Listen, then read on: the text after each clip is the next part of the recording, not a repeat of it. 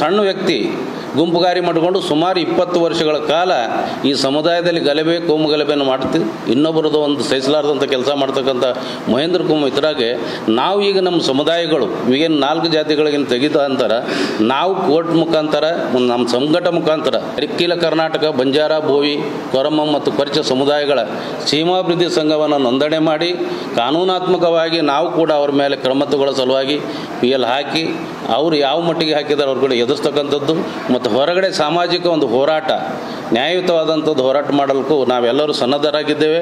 ಹಾಗಾಗಿ ನಾವು ಪತ್ರಿಕಾ ಮಾಧ್ಯಮದವರಿಗೆ ಕೇಳಿಕೊಳ್ಳೋದಿಷ್ಟೇ, ಯಾವುದೇ ಇವತ್ತು ಸರ್ಕಾರ ನಡೀಬೇಕಾದ್ರೆ ಸಂವಿಧಾನಾತ್ಮಕವಾಗಿ ಯಾವ ನಿಯಮಗಳವ ಅದ್ರ ಪ್ರಕಾರ ಮಾಡಬೇಕು.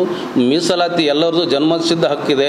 ಅದು ಎಲ್ಲ ಆಧಾರಗಳು ನೋಡಿ ಅವರು ಯಾವ ಮಟ್ಟದಲ್ಲಿದ್ದಾರೆ, ಬಡತನದಲ್ಲಿದ್ದಾರಾ, ಸಾಮಾಜಿಕವಾಗಿದ್ದಾರಾ, ಆರ್ಥಿಕವಾಗಿದ್ದಾರಾ, ಶೈಕ್ಷಣಿಕವಾಗಿದ್ದಾರಾ, ಪ್ರಾದೇಶಿಕವಾಗಿದ್ದಾರಾ, ಆ ವಂಚಿತ ಸಮುದಾಯಗಳಿಗೆ ದಮನಿತ ಸಮುದಾಯಗಳಿಗೆ ಮೀಸಲಾತಿಯನ್ನು ಕೊಟ್ಟಿದ್ದಾರೆ. ಆದರೆ ಈ ವ್ಯಕ್ತಿ ತೆಗಿ ಅಂತ ಹೇಳ್ತಾನಪ್ಪ ಅಂತಂದ್ರೆ ನಾಳೆ ನಾವು ಇವರಿಗೆ ಯಾಕೆ ತೆಗಿ ಅನ್ನಬಾರ್ದು?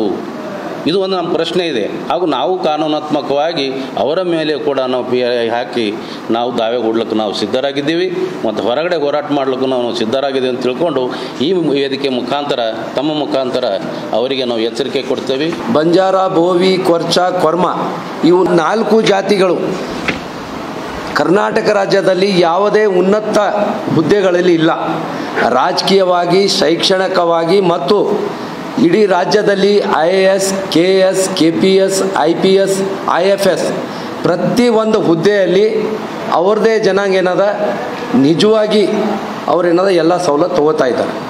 ಕೇವಲ ಬೆರಳೆಣಿಕೆಯಷ್ಟು ರಾಜಕೀಯವಾಗಿ ಭೋವಿ ಸಮಾಜದಲ್ಲಿ ಇರ್ಬೋದು, ಬಂಜಾರ ಸಮಾಜದಲ್ಲಿ ಇರ್ಬೋದು, ರಾಜಕೀಯವಾಗಿ ಒಂದು ಒಬ್ಬರಿಬ್ಬರು ಲೋಕಸಭಾ ಸದಸ್ಯರು ಮತ್ತು ನಮ್ಮ MLAಗಳು ಇದ್ದರೆ ಅವರಿಗೇನದ ಹೊಟ್ಟೆ ಕಿಚ್ಚಾಗಿ ಇವ್ರಿಗೆ ಯಾವುದೇ ತರಹದ ಬಂಜಾರ, ಬೋವಿ, ಕೊರ್ಚ, ಕೊರ್ಮ ಈ ಸಮಾಜದವರಿಗೆ ರಿಸರ್ವೇಷನ್ ಸಿಗಬಾರ್ದು ಮತ್ತು ನಮಗೆ ಸಿಗುವಂಥ ಸೌಲಭ್ಯನ ಇವರು ಕಸಿದುಕೊಳ್ತಾ ಇದ್ದಾರಂತೇಳಿ ಅವ್ರ ತಲೆಯಲ್ಲಿ ಇದೆ.